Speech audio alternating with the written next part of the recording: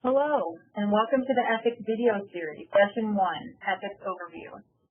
This session will provide you an overview of the topics required for those of you who take annual ethics training as part of your annual financial disclosure requirement. It is also a great review for all employees because the rules apply to everyone. To receive credit for annual ethics training, whether it's required for you or not, you must first watch this mandatory session. Then, you must also watch 2 additional video sessions within this series of UI Talent and respond to the assigned questions to receive credit.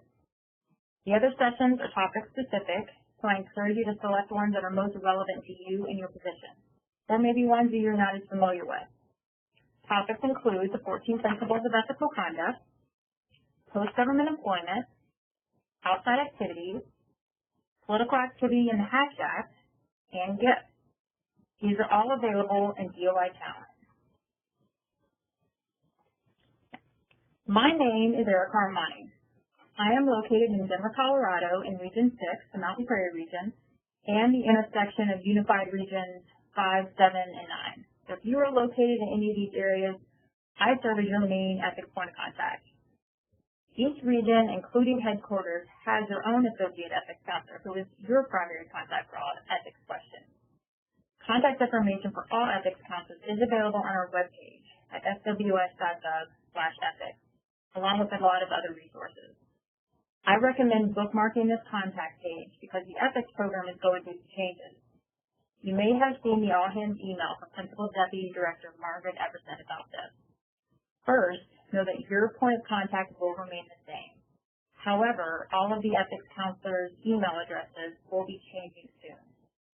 We keep the ethics webpage updated regularly, so by checking that site, you will always know the best way to get in touch with your ethics counselor. Now, in addition to the contact list I just mentioned, there are a few other resources available for you on our website. So let's take a quick look so you know where to find these. So this is our homepage. Here you can see in the left-hand menu and the top menu a whole listing of various ethics topics. Each page includes additional information to help you navigate the rules. But if that information is not enough and you still have questions, of course you can always click on the contact list and find out how to contact your ethics counselor to help. Let's look at the training resources you have available for this video series. You should have a link to this page in DOI Talent, but if you do not, you can click on the training tab on our website, and then under training resources, click on the references for 2019 annual ethics training. On this page, you'll see resources for all the videos in this series. So under the overview section, you have access to a poster summarizing the 14 principles of ethical conduct. Hopefully you've all seen and heard these before, but this is a great time to review them. Maybe your position has changed, or there are some new situations that now escalate the applicability and importance of one or more of these principles that previously were not as relevant to you. Also know that if you would like more information on the 14 principles, be sure to check out that video in the series that is dedicated to that topic. Our discussion topics for today are an overview of financial conflicts of interest, impartiality, misuse of position and resources, and gifts.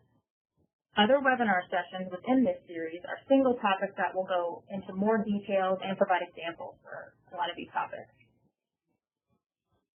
So starting off with financial conflicts of interest, note that this is a criminal statute, so violations can result in fines and even imprisonment.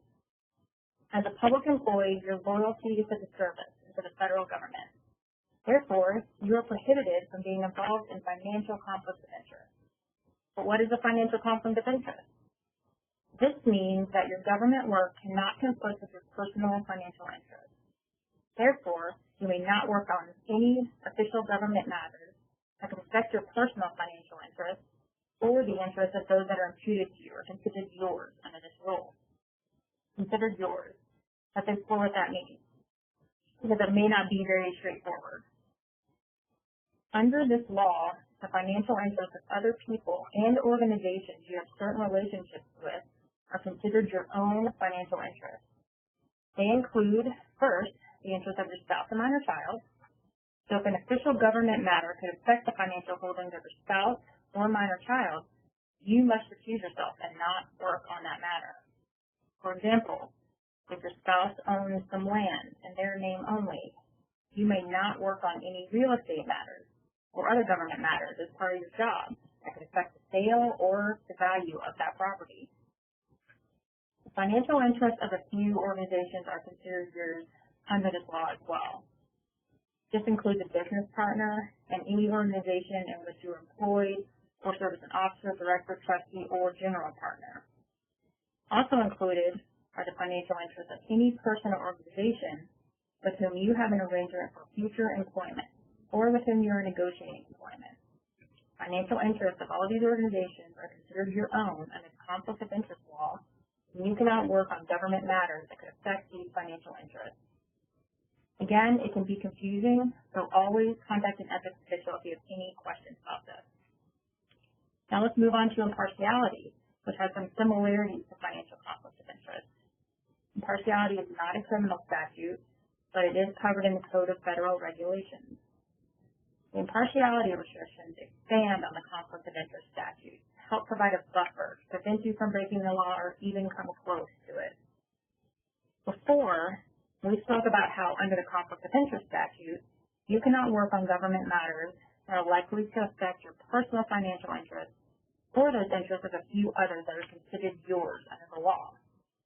The impartiality regulations expand on that and also state that you cannot work on government matters that could affect the financial interests of a member of your household. So that would not only include a spouse and minor child, which we spoke about earlier, but add to it the financial interest of a member of your household that may be a parent, or an in-law, or even a roommate. Now let's summarize this so far before we add to it. If a government matter can affect the financial interest owned by you or owned by a member of your household, spouse, minor child, or the other organizations you spoke about earlier whose interests are considered yours, then you must recuse yourself and not participate in the matter. Unfortunately, we are not quite done yet. There's actually more to this story. There's a second part of this rule that prohibits you from participating in government matters that involve a person or organization with whom you have a covered relationship. So what the heck is a covered relationship? That's a great question. The covered relationship actually includes the long list of folks that you see here on the screen. The covered relationship includes a member of your household, which we spoke about earlier. It includes any relative that you have a close personal relationship with. It also includes anyone other than a prospective employer whom you seek to have a business, contractual, or other financial relationship with. It includes anyone your spouse, parent, or dependent child serves as or seeks to serve as an employee, officer, director, trustee, partner, agent, consultant, or contractor. So this actually includes your spouse's current employer. A covered relationship also includes anyone for whom you have served in the past year as an officer, director, trustee, partner, consultant, contractor, or employee. So if you came to the service from a non-governmental organization, then you had a covered relationship with your previous employer for 12 months after leaving that employer. And lastly, you also have a covered relationship with any organization that you serve as an active participant. So when I'm talking about active participation, I don't mean just being a dues-paying member or making donations alone to the organization. Active participation actually involves serving as a committee chairperson or some sort of position where you're directing or promoting activities or programs or fundraising activities with the organization. So again, under the impartiality regulations, you are prohibited from participating in government matters that involve any of the folks on this list who you have a covered relationship with. Of course, this is not straightforward, but the bottom line on conflict of interest and impartiality is that if you are presented with a project, assignment, some sort of work activity that involves your financial interests or a person or entity with which you have any sort of connection, then your best course of action is to contact your ethics counselor for guidance and help you determine if you're really allowed to participate in that matter or need to recuse yourself. And this is really important because we really don't want to do anything that could hurt the service and its mission.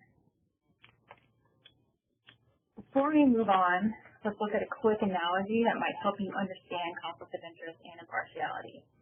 So I want you to think of a sports team and the calls made by the referee at that game. Would your opinion of those calls change if you found out that the referee is from the city of the opposing team? Or maybe their child plays for the opposing team? Would you question the decisions the ref was making? Something to think about. Okay, moving on to our next topic, misuse of position and resources. We are going to talk about how not to misuse your position or authority, typically for personal gain or to benefit someone else like family and friends, but not the government. The question, take a moment and think of all the ways an employee could misuse their position. Think more general than kind of specific work duties, but think about what are the different categories of ways to kind of misuse your position. Just take a moment to kind of jot down a few ideas before we talk about them. Okay, so now let's actually talk about these different categories and ways you're not allowed to misuse your government position. First one, official title. So in general, you aren't allowed to use your service position, title, or any authority associated with your public office in a manner that could reasonably be construed to imply that the service or the government sanctions or endorses any of your personal activities or those activities of another. Remember, if you are using your title or position in correspondence or making verbal or written communication, it is automatically implied that you are representing the service and the federal government, not yourself. Use of your title could influence, persuade, even intimidate others. Think also of your uniform and how wearing your uniform to conduct personal business could be problematic. So next, let's talk about official time. Time is a resource and another way employees may misuse their position. When employees use official time for personal or outside activities that is beyond what we considered as frequent or occasional, then that's an abuse of time.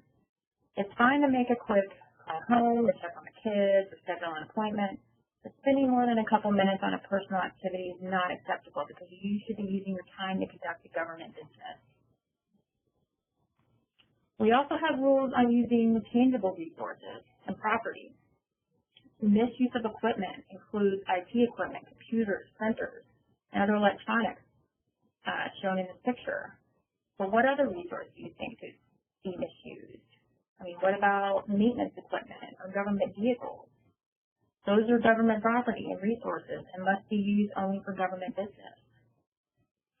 Let's look at the final category, government information. You cannot use government information for personal gain or share information you have access to because of your position with any person or organization not authorized to receive it.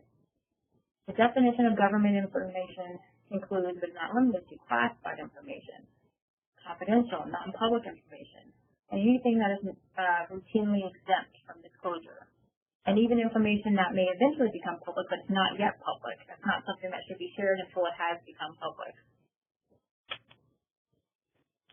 Our final topic of this module is gifts, and I want to first ensure that we are all defining gifts the same way. For this rule, a gift is anything that has monetary value, including intangible items.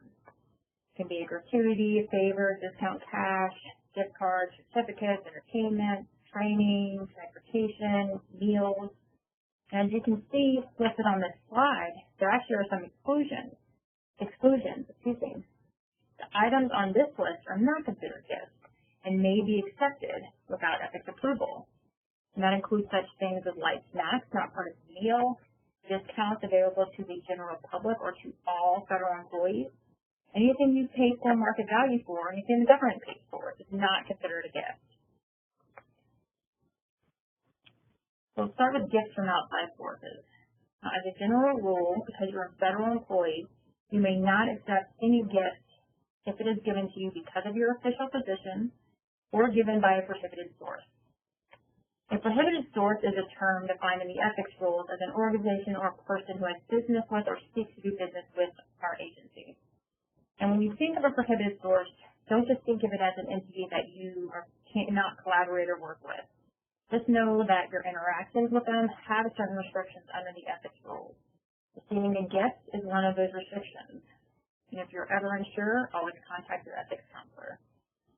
On the next slide, we are going to talk about some exceptions to the gift prohibition. But remember that even if an exception allows you to accept a gift, You can always say no and decline. Feel free to use us ethics folks as the bad guys and tell folks, my ethics counselor said I couldn't accept this. That's always okay to avoid even the appearance of conflict. And with that said, there also might be occasions when you are presented a gift and because of the circumstances, maybe it would be inappropriate or uncomfortable to decline that gift in the moment. In that case, you may accept the gift. As soon as you get back to work, you need to contact your ethics counselors for options on how to return or dispose of the gift. Now, there are some basic exceptions to the gift prohibitions, which allow you to accept a gift in certain situations. The first exception is the $20 rule.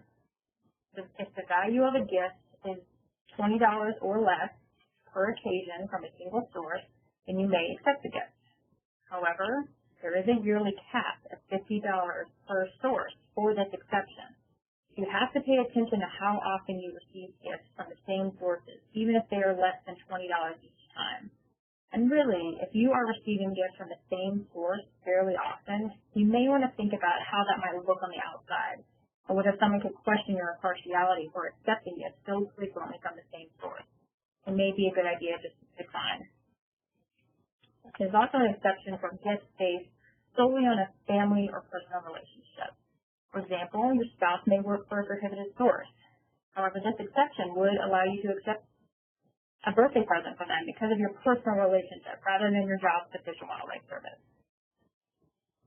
You may also accept a gift from someone you have an outside business relationship with that is totally unrelated to your job at the service.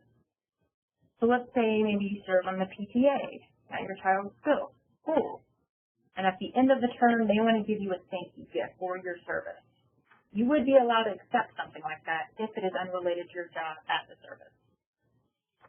Lastly, there is an exception allowing for you to accept attendance to a widely attended gathering, which is an event with a large number of attendees and open to a certain field or industry.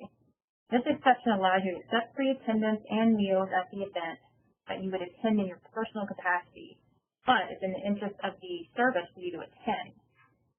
Know that prior approval is required with this exception.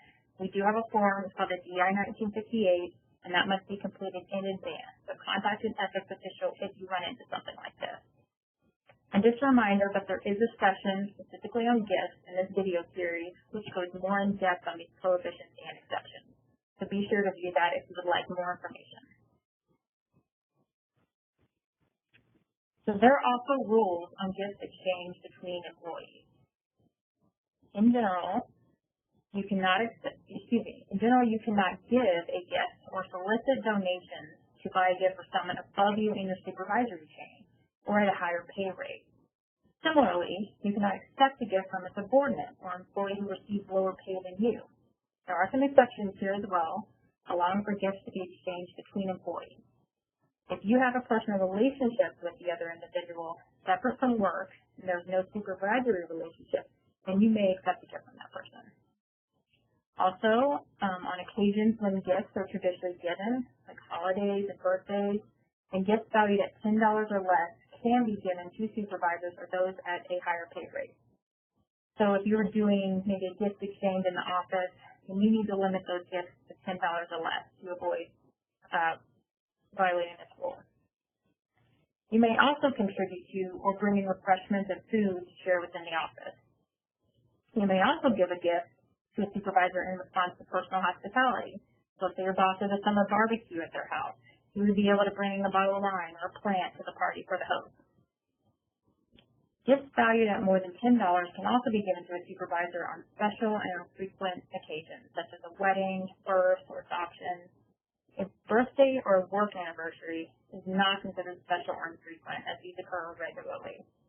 Other acceptable occasions are those that terminate the supervisor and subordinate relationship, like retirement, resignation, transfer, or promotion. And a suitable gift for the occasion valued at more than $10 is okay, as well as voluntary donations towards a group gift for special and infrequent occasions. You may not have picked up on this, but this rule includes prohibitions on what gifts you may give to a supervisor or receive from a subordinate.